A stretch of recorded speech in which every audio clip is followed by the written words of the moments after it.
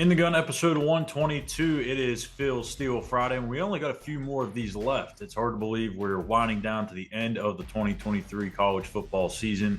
It's been a lot of fun talking to Phil each and every single Friday. Big 12, top 25, and of course, those West Virginia Mountaineers. We're going to get Phil's thoughts on this week's matchup with the Bearcats here in just a bit.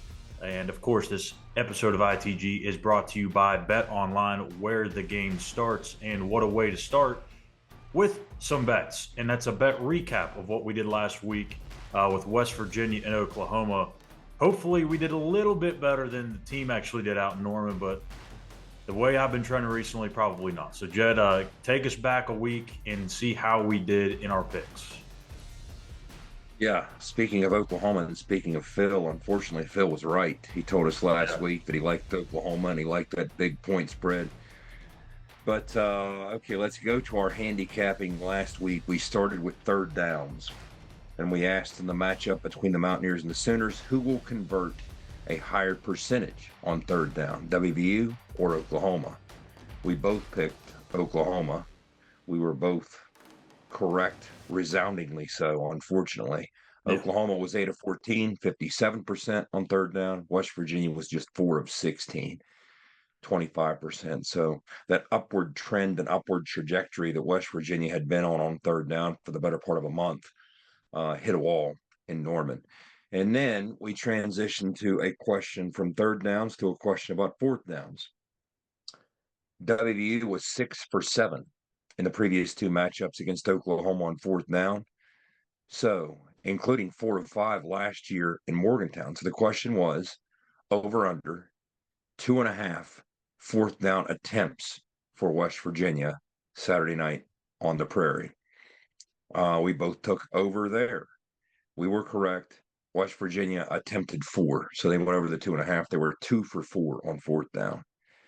And then finally, number 3, we had halftime scores in the previous two matchups of 12-6 Oklahoma, 10-7 WVU in the last two. So we asked, what will be happening at halftime Saturday night?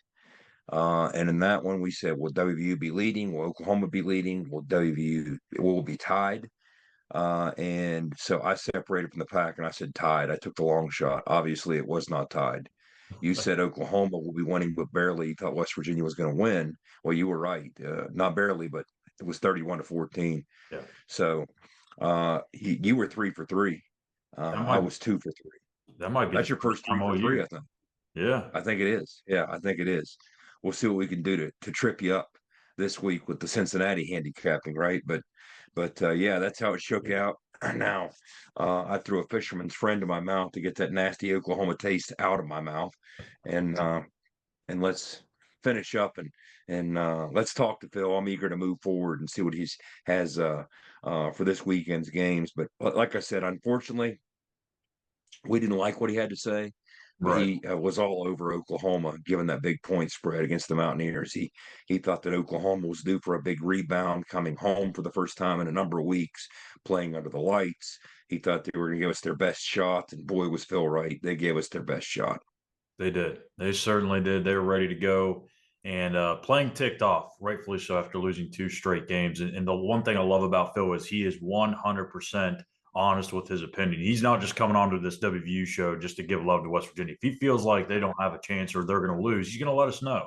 But he did kind of tease us a little bit about these last 2 games. So we'll see what Phil has to say here after the break from this word from Toothman Ford, where we all know cars cost less in Grafton. Nobody supports the blue and gold Mountaineers like Toothman Ford. With over 20 NIL deals and counting, Toothman Ford continues to rally behind our student athletes. And it's time we rally and support the dealer that supports the Mountaineers. Not only does Toothman Ford offer the best prices in the state on pre-owned, their never over MSRP campaign on new Fords guaranteed to save you thousands. Drive with pride all season long, knowing you're supporting the dealer that fuels our Mountaineers. Toothman Ford, where cars cost less, in Grafton and at toothmanford.com.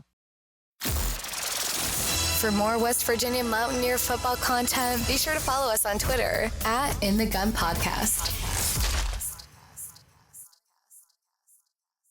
All right, everybody, we are back here with Phil Steele. He's going to break down some Big 12 matchups, top 25, and we'll wrap things up with West Virginia at Cincinnati. Phil, we appreciate you joining us once again this week here on In the Gun. And if you want to go ahead and plug some of your stuff for this week, the floor is yours, my friend.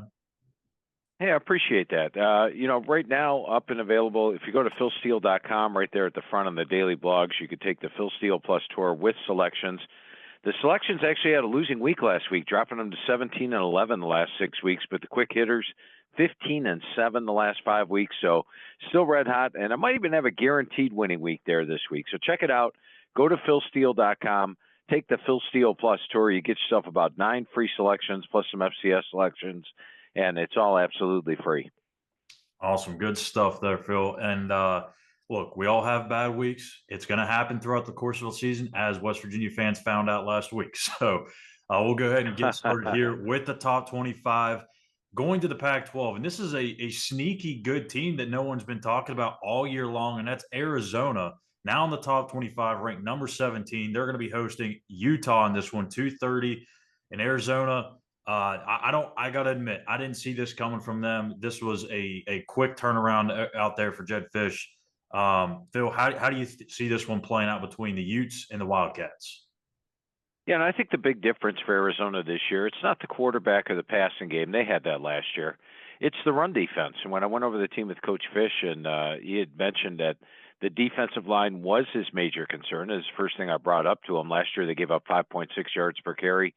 And he went out and just hit the transfer portal heavy, brought in a bunch of transfers, a lot of P5 transfers on the D-line, and the difference has been great. They're only allowing 99 yards per game rush, 3.2 yards per carry. So that's been the big difference in Arizona, and they're playing great football. And you look at their losses this year, they've only had 3 losses, Mississippi State by 7, Washington by 7, and USC by 2. So they're a highly competitive team. But this is Utah. They're off a loss. Kyle Whittingham is 5-0.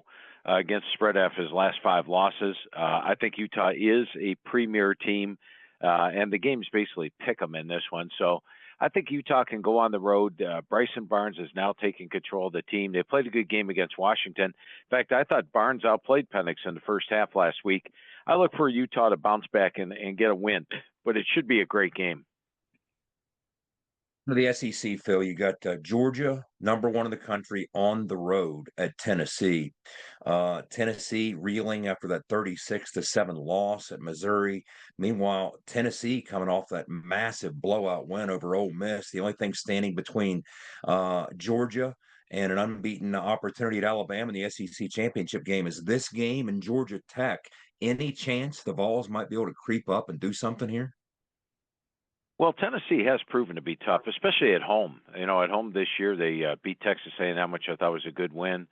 And they've been tough at home under Heupel. Last year, they beat Alabama at home in a big game. And this year, they went on the road and played Alabama tough. I actually thought Tennessee was going to play a good game against Missouri last week, and they were just dreadful. But the potential is there, and they're extremely tough at home. However, Georgia got back Mims on the offensive line last week and put up over 300 yards rushing, 300 yards passing in that game. They also got Brock Bowers back. They still have Carson Beck. They still have McConkey. And the running game has been picking up with the health of the running backs. I'm going to take Georgia to treat this as an A game coming out. And I'm going to like Georgia on the road to get the win, and probably by more comfortably than the 10-point spread. Back out to the Pac-12, Phil, here is Washington has a massive road game up there in Corvallis against Oregon State, who's actually favored in this game.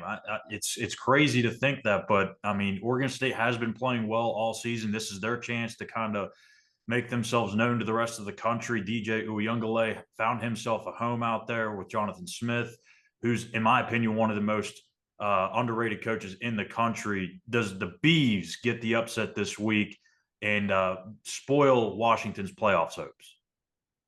Yeah, and my conversation with Jonathan Smith this year, going over the team with him, was going back to our first year. The first year with Oregon State, you looked at that roster, and they could barely go 2 deep on the roster.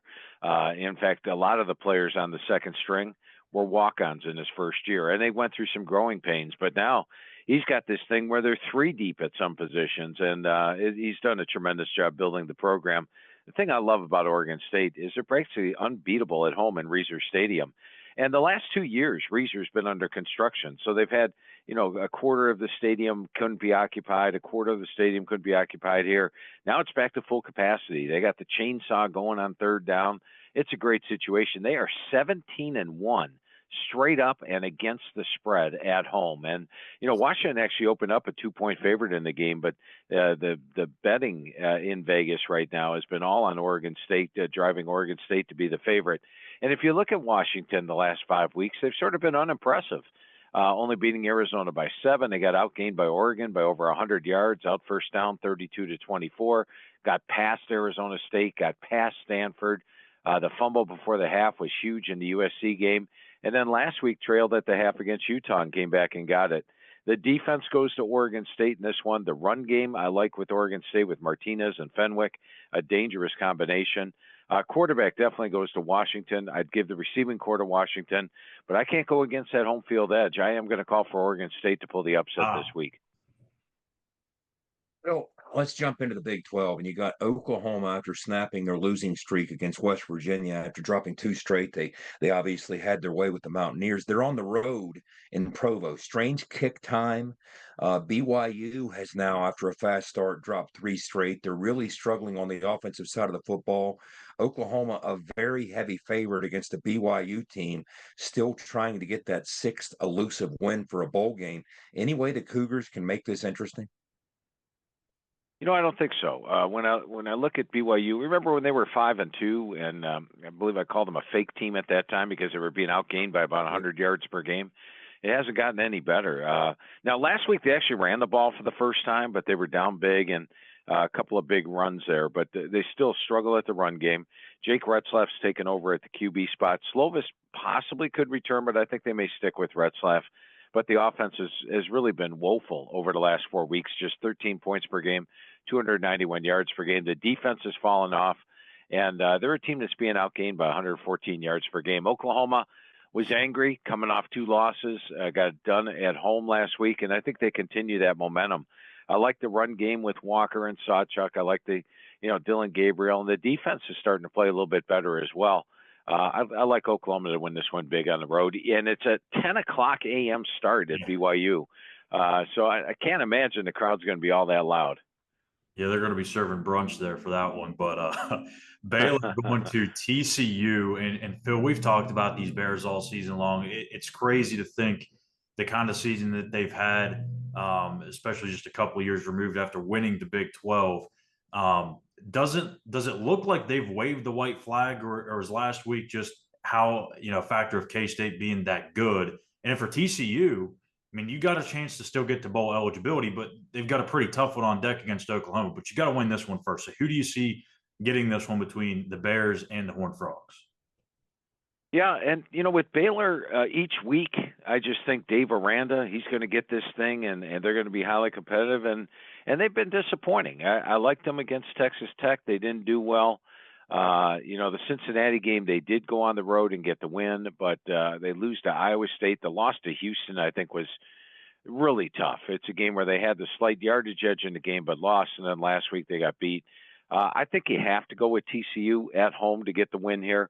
Hoover's been playing well. Chandler Morris could return, but I like the way Hoover's playing. And when I talked to Coach Dykes, he was happy with both quarterbacks. The defense has been giving up some yards lately, but I think TCU's the better team at home. And as you said, you wonder a little bit about the Baylor psyche. They've got nothing to play for. They've got their 7th losses clinched.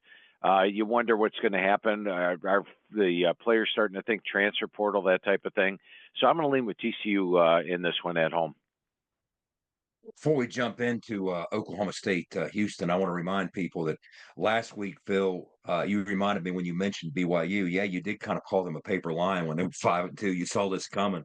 But the Miami-Florida State game in the top 25 action last week, you said, hey, pay attention to this game because it's a rivalry. There's some strange things going on. So when a lot of people expected a unilateral beatdown, Florida State handling Miami, not so fast. You were exactly right with that one as well. Tight game there in Tallahassee. But you've got Oklahoma State after getting absolutely ambushed by Central Florida and Orlando, 45-3, heading to Houston. Houston coming off a loss to Cincinnati. What do you see shaking out? This is a matchup between guys who used to be on staff together at Oklahoma State and Dana and Gundy. Interesting matchup here.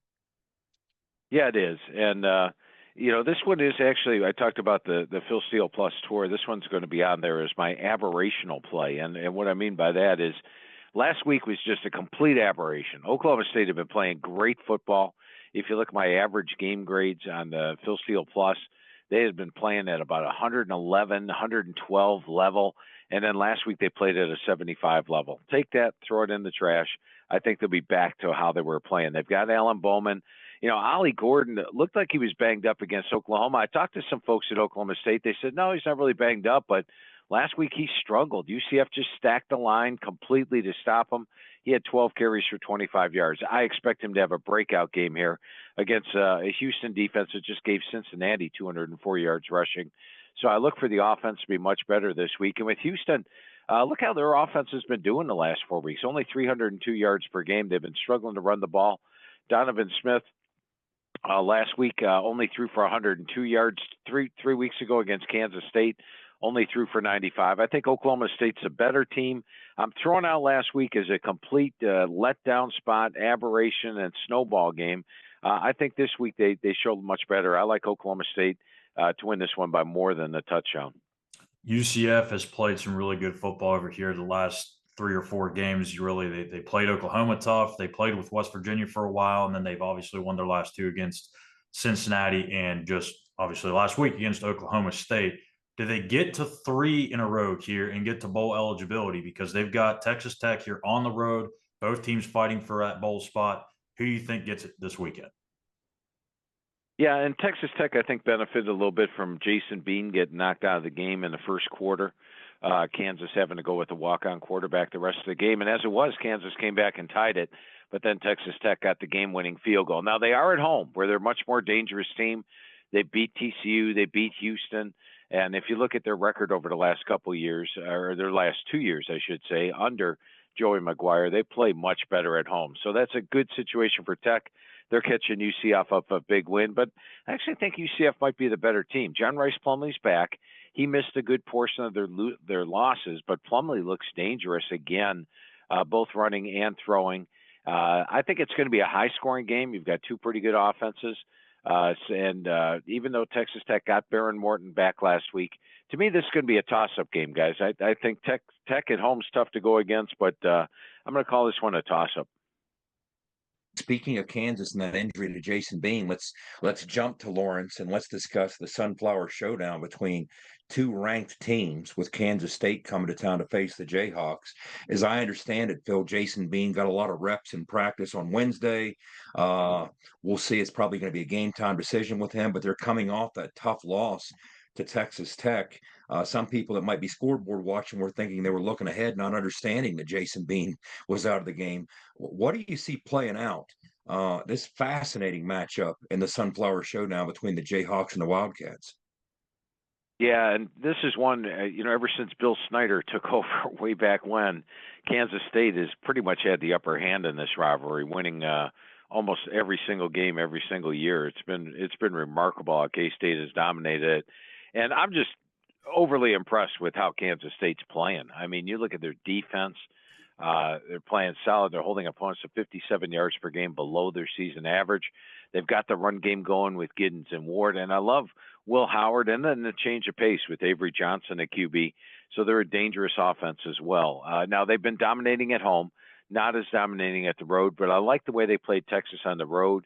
Last year, this game was a battle for a little bit, and then at the end, as always, Kansas State came out ahead 47-27. And I think this one's going to be a Kansas State win once again. And the number's low down there, about 7.5 for the game. So I like Kansas State to win by more than that. I do expect Bean to play, but it's going to be a pretty tough Kansas State defense. I like the Wildcats in this one. Phil, Texas survived a big scare last week from TCU. Now they've got to survive the House of Horrors as they go to Ames and Jack Trice, which has always been a tough place to play. And it seems like it happens every year, where some teams riding in with college football playoff hopes or Big 12 title hopes, and they go to Ames in late November and they fall apart. Do you see that happening this week with Texas?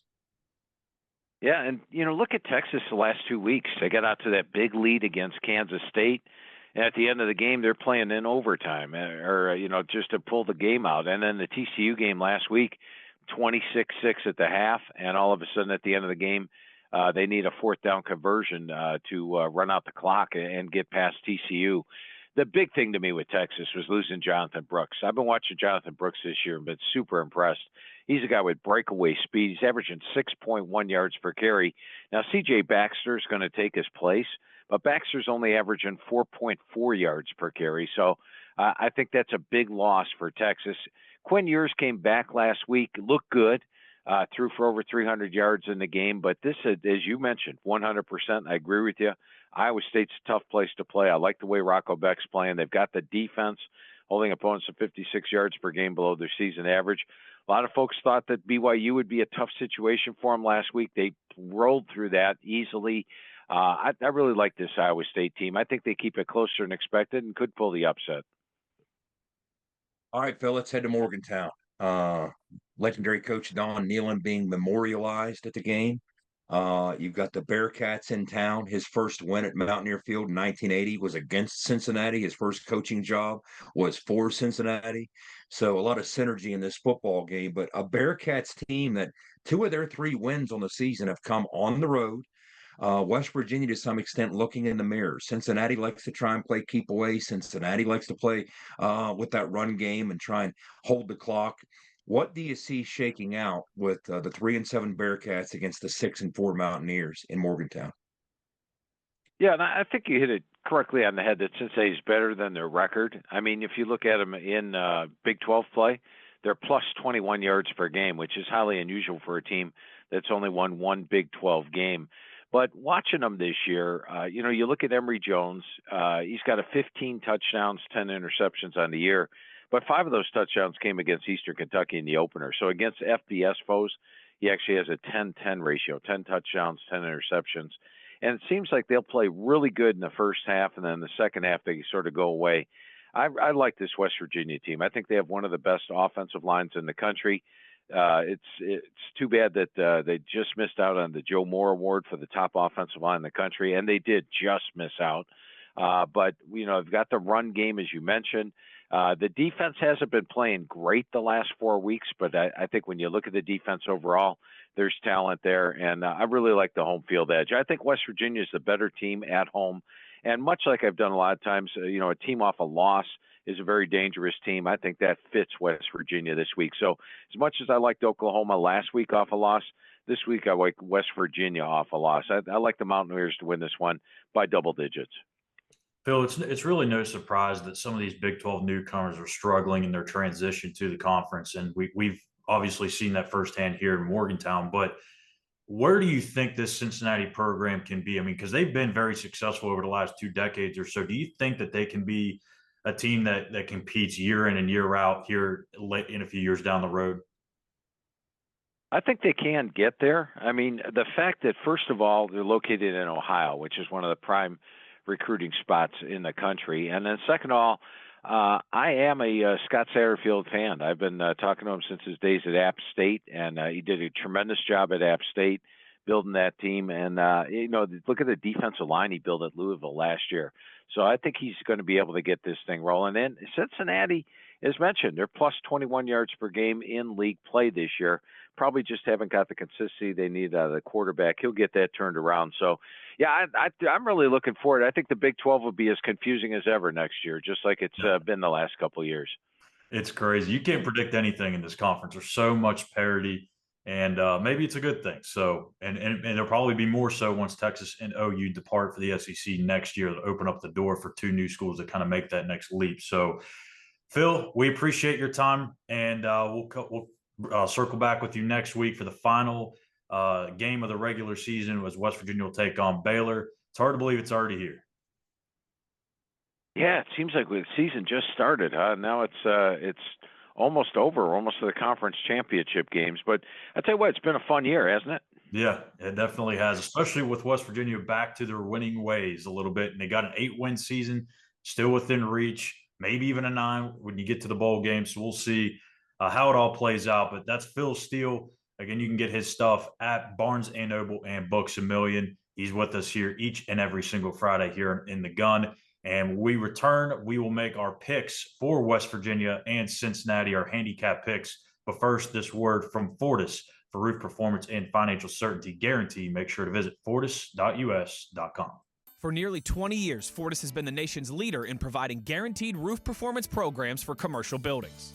Fortis offers roof performance solutions that feature extensive initial and ongoing reconditioning for commercial buildings as an alternative to traditional replacement, with long-term performance guarantees that are backed by global leader Lloyd's of London. Fortis offers a comprehensive range of roof performance management programs that provide financial security, extend the life of our customers' roofs, and make a significant impact on ROI. Fortis is currently improving performance and increasing ROI for customers at more than 4,800 locations, with more than 140 million square feet protected, including many Fortune 500 companies that have turned to Fortis to save money, gain financial certainty, and extend the life of their existing roofs. Fortis has helped customers save more than $520 million in capital roof replacement costs for an average ROI of over 250%.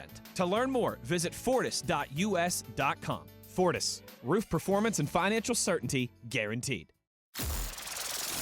For more West Virginia Mountaineer football content, be sure to follow us on Twitter at In the Gun Podcast.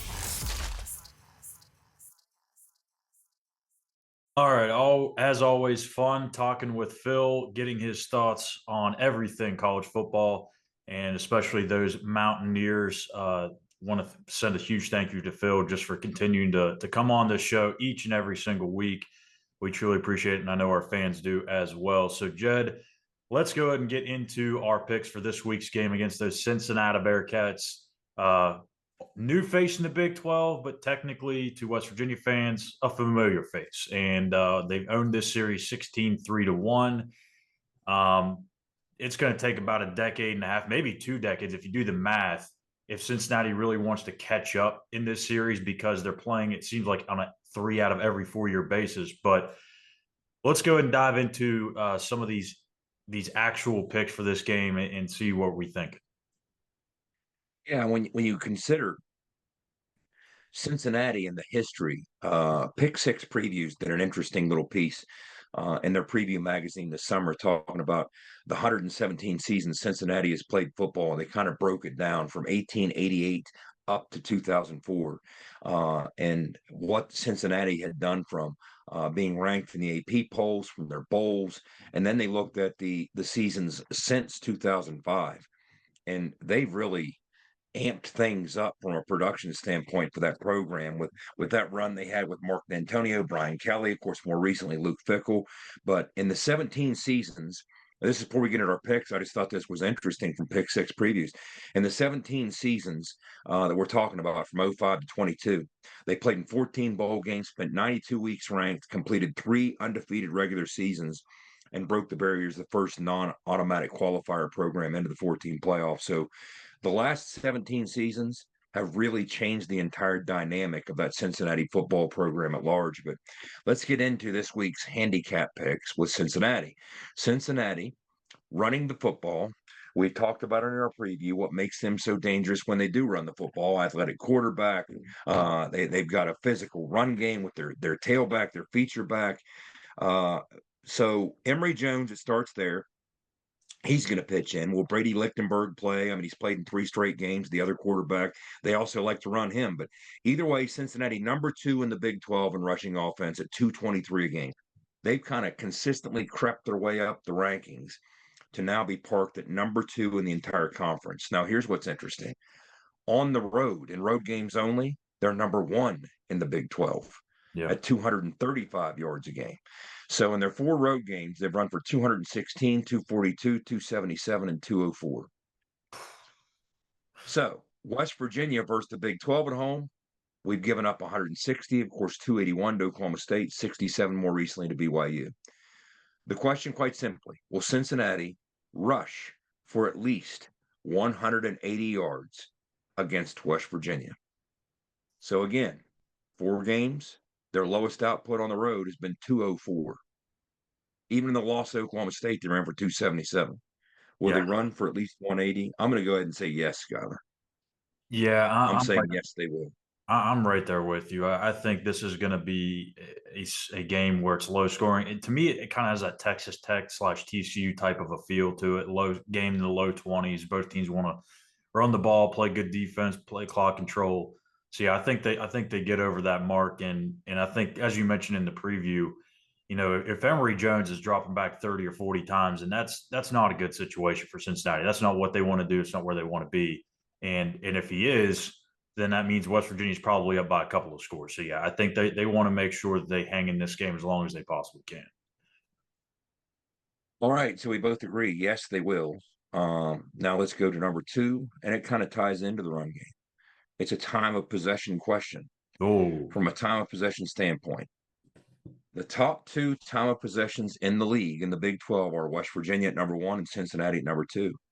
Cincinnati actually is number 2 in all of Power 5 in time of possession on the road, trailing only NC State in road games. They average 34 minutes and 18 seconds of possession on the road. WVU is number 2 in the country in time of possession overall. Quite simply, which team will win the battle of time of possession? I'm going to go West Virginia. I think they find more success offensively this week. They have more success on third down. And because of that, they're going to be able to win this battle. And I think the defense too. This plays a big part in it as well. I think they're eager to get back out there and kind of put that game to bed against Oklahoma. So they're going to get off the field more. And I would even go as far as saying they may get a couple of turnovers in this one, which will also play into that time of possession. I agreed again. I'm going with West Virginia to win the time of possession. Not only have we consistently done so, even when we're losing the football game, we won the time of possession battle. But what's interesting to me is now we have all of the tempo teams behind us. Yeah. And those tempo teams have helped elevate that time of possession stat. We played 3 or 4 teams that don't care if you win time of possession. So that's going to help drive that number up and maybe even inflate it a little bit. But that being said, I think playing at home gives West Virginia just enough of an edge against a team that's going to try and play the same style of football. This is a team that does care if you win time of possession. But I think West Virginia will find a way to edge out the Bearcats from a time of possession standpoint. And finally, number 3, this is where the plot thickens. West Virginia's rush yards. We dive deep on this one.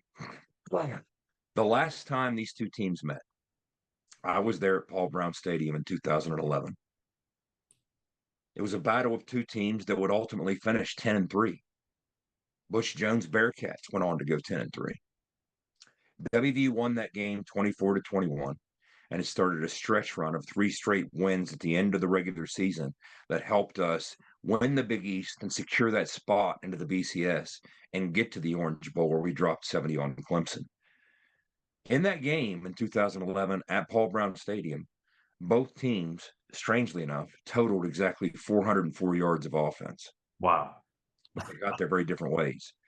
Zach Calaro, Cincinnati's starting quarterback, was hurt when he was sacked by Bruce in the first half. Munchie Legault comes off the bench. Munchie's making plays in the pass game. Munchie's making plays with his legs. So Cincinnati was helped by their backup quarterback. I mean, he had a 65-yard touchdown run in that game. West Virginia, meanwhile, was one-dimensional. Geno threw all over him, but we could not get a run game going with Andrew Bowie, with Dustin Garrison. West Virginia rushed for a total in that win. Remember, we had the blocked Ian Smith field goal at the end to secure the win? West Virginia rushed for 32 yards in that game at Paul Brown Stadium. So the question is, will West Virginia rush for more than 32 yards against Cincinnati on Saturday in the first quarter? Oh, I was going to say this is a slam dunk if it's for the game. But yeah. In the first quarter. In the first quarter, I'm going to go no. And I think the only reason, or the 2 reasons, are because Cincinnati's defensive front is really good. Dante Corleone is stout, but he's not the only one up there. And number 2, I think they're going to get Garrett Green involved in this game with his legs because, well, I guess that'd be as a team, but I think that's going to mature as the game goes on. But I just think Cincinnati's front with the combination of we don't know really what CJ Donaldson's going to give you, I'm going to go under. I think they find success on the ground much more than they did that year, but not in the first quarter. I'm going to go yes. And honestly, I think it comes down to this. Cincinnati opened the game in Houston with a nice scripted drive. They looked efficient. They moved the ball methodically down the field, ate some clock, scored to go up 7-0. West Virginia has opened games, including at Oklahoma last week, looking pretty slick as well, pretty well oiled early in the game as well. So, quite frankly, Schuyler, this could come down to who gets the ball first. Because it's a first quarter question. That's what's interesting about it. So it's almost like however that coin toss goes, so goes this 32-yard question. So I'm going to say Cincinnati wins the toss. Cincinnati defers. West Virginia gets the ball. West Virginia does rush for more than 32 yards in the first quarter. It could simply be whoever gets the ball first dictates the outcome of that question. 32 yards. Yeah. Over under, I'm going to say over for West Virginia in the run game, and in part because, Garrett will be a part of it. But let's see how this one goes. I wanted to dig deep. I wanted to tie that 2011 game in. So here we go. Yeah, it's going to be a lot of fun. Interesting game. And again, I've said all week, this is a much better team than the 3 wins that they've had all year. On paper, they are much better. Defensive front, like we 2-2 on the road, Scott. Yeah, I mean, and it's not skewed by their schedule. When you look at who they played at home, who they played on the road, it's not a function of that. I mean, it's truly. I said this in the preview episode. I think what happens is Scott Satterfield's a very high football IQ football coach, and he leans into the notion that the two things that traditionally travel well are good defense and a solid run game. And on the road, they really try and stress those two things, maybe even a little more than at home. And it's helped them as much as it hasn't. So they're a 2-2 football team on the road. I mean, there's a reason that against the 3-7 team, you're favored by a little less than a touchdown. So yeah, absolutely. I mean, there's things that are deficient with Cincinnati, but there's also things to concern yourself with Cincinnati. And going back to the time of possession piece, Schuyler, this is where it impacts and other things that are downstream from that. When you look at, for instance, the time of possession piece for Cincinnati, here's one way that it's helped them. Cincinnati defensively, when you look at yards per play allowed, they're 12th in the Big 12. They're allowing 5.97 yards per play. That's 12th in the league. But overall defensively, they're 4th in the league. Yeah. Even though yards per play, they're 12th. Why is that? In 10 games, they've only been forced to defend because they're playing keep away with that time of possession, 609 snaps, by far the fewest in the Big 12. So they're defending 61 snaps a game. The second fewest is Baylor at 64. We're going to see the same style next week when we face the Bears. But so if you can get Cincinnati on the field, they do have a tendency when they're not at their best to miss some tackles. So if you can get them on the field and run that snap count up a little deeper than what they're used to and get into their depth a little bit, that's the thing that teams in transition with new coaching staffs typically are afflicted with is depth. Yeah. So if you can get into that, which a lot of teams haven't, when Cincinnati struggled, they faced a few more snaps. I mean, that's kind of the nature of it. If you want to take a look at, for instance, the snap counts that teams have run up on them, Oklahoma managed 72 snaps. Of course, Oklahoma controlled the flow of that football game. Oklahoma State, 71 snaps. Oklahoma State blew them out. So, yeah, that matters. So Cincinnati is desperately going to try and hold the football, hold that defensive snap count down. So West Virginia, in turn, has to try and prevent that from happening. Yeah, they've had 3 one-score games in the Big 12. And interestingly enough, I think it's like 4 of the last 6 games they've actually outgained their opponent, which is crazy to think for a 3-win team.